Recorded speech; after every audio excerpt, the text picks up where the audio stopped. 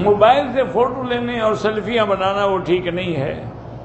میں یہاں عمرہ کرنے آیا ہوں، دل نہیں لگ رہا، جلدی جلدی واپس جانے کو دل کرتا ہے، توبہ کریں، استغفار کریں اور درود شریف پڑھیں۔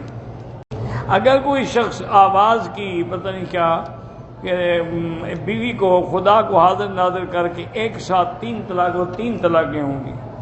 آپ کسی کو کہیں کہ وہ خدا کو حاضر ناظر کر کے تمہیں 3 تھپڑ مارے، تم 3 گنو گے یا 1؟ پھر تمہیں مسئلہ اچھی طرح سمجھ آ جائے گا کہ 3 ہوتے ہیں اور 1 ہوتا ہے۔ یہاں پر جو مرغی اور گوشت آتا ہے اگر باہر سے آتا ہے تو نہ کھائیں۔ شادی کو 16 سال ہو گئے ہیں، پہلے تو چیک کرائیں نا کہ نقص مرد میں ہے یا بیوی میں ہے۔ صرف دعاؤں سے کام نہیں چلتا، اسباب پر بھی عمل کریں اور دعا بھی کریں۔ اگر پہلی رکعت میں سورۃ قل هو اللہ احد پڑھی اور دوسری رکعت میں انا اعطیناک الکوثر پڑھی، نماز ہو جاتی، کچھ نہیں ہوتا۔ کہتے ہیں کہ جن آیات کی وجہ صدقہ پڑ جائے حرم میں کس کو دیں؟ جو حرم میں کام کر رہے ہیں سب سے زیادہ مستحق ہیں۔ نکاح کرنے کے لیے بچے خود استخارہ کر لیں، جس لڑکی کا نکاح ہونا ہے وہ بھی استخارہ کر لے کہ فلاں سے میں نکاح کروں یا نہ کروں، کریں خود۔ یہ ایک رواج بن گیا ہے جی، کسی بزرگ سے کروائیں گے، کام تمہارا ہے، کرے بزرگ۔ نماز تسبیح پڑھنا جائز ہے، کوئی منع نہیں ہے، ایک ضعیف حدیث کے اندر ثابت ہے۔ پگڑی پر بھی مسح نہیں ہوتا، پگڑی کو ہٹا کے مسح کرنا ہوتا ہے، مسح سر پہ ہوتا ہے۔ جو روایت پیش کرتے ہیں اس میں بھی ہے کہ حضور نے پگڑی اٹھا کے وہ مسح تحت الامامت، اس سے نیچے مسح کیا۔ امام ابو حنیفہ کے نزدیک بھی پگڑی پر مسح نہیں ہوتا۔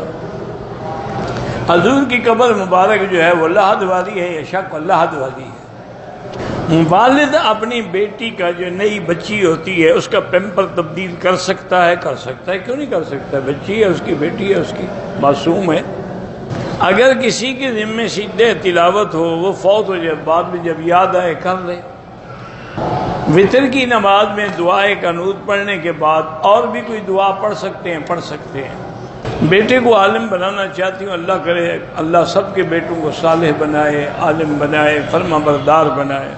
دشمن بہت زیادہ ہیں، دشمنوں کی حفاظت سے، ان سے بچنے کے لیے سورۃ الکوثر پڑھا کرو۔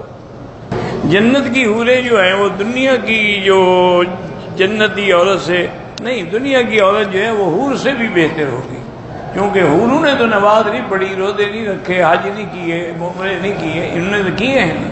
اللہ اس کو اتنا جمال دیں گے کہ وہ حوروں سے بھی زیادہ افضل ہو۔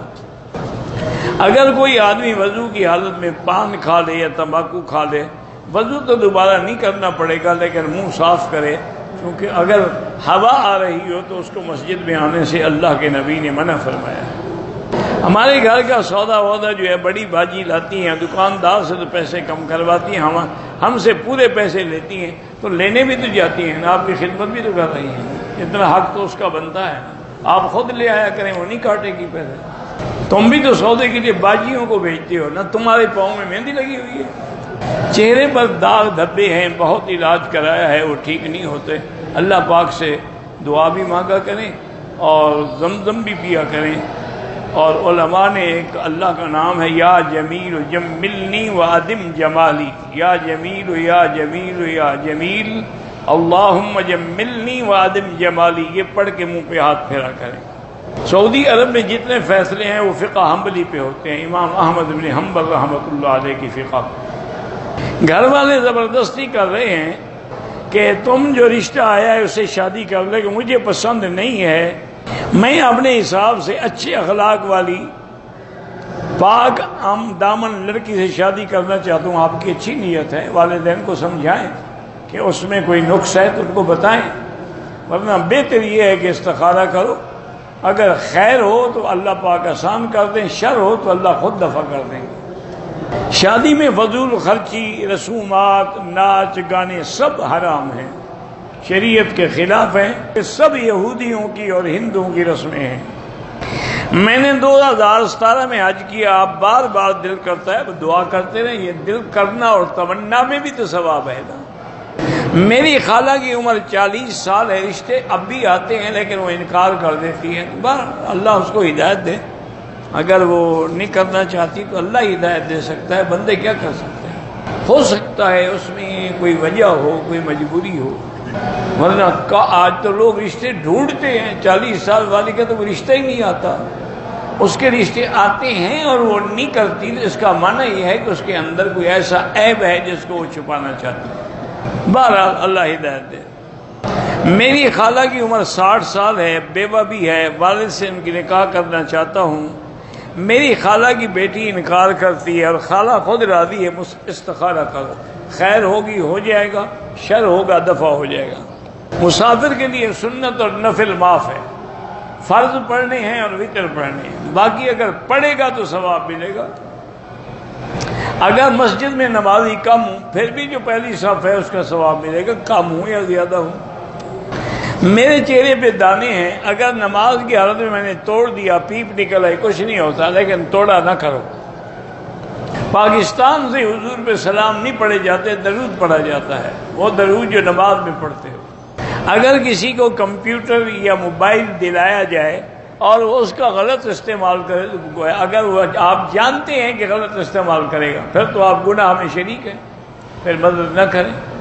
لیکن وہ ایسا آدمی نہیں ہے، لیکن پھر اس نے کوئی حرکت کی تو پھر آپ پر کوئی قصور نہیں۔ حضرت خواجہ معین الدین بہت بڑے بزرگ تھے، اللہ ان کی قبر پہ کروڑوں رحمتیں فرمائے، ان کی وجہ سے ہندوستان میں بڑا اللہ نے اسلام کو ترقی دی۔ بعض کتابیں تاریخ کی کہتی ہیں کہ 90,000 ہندو آپ کے ہاتھ پہ اسلام لائے۔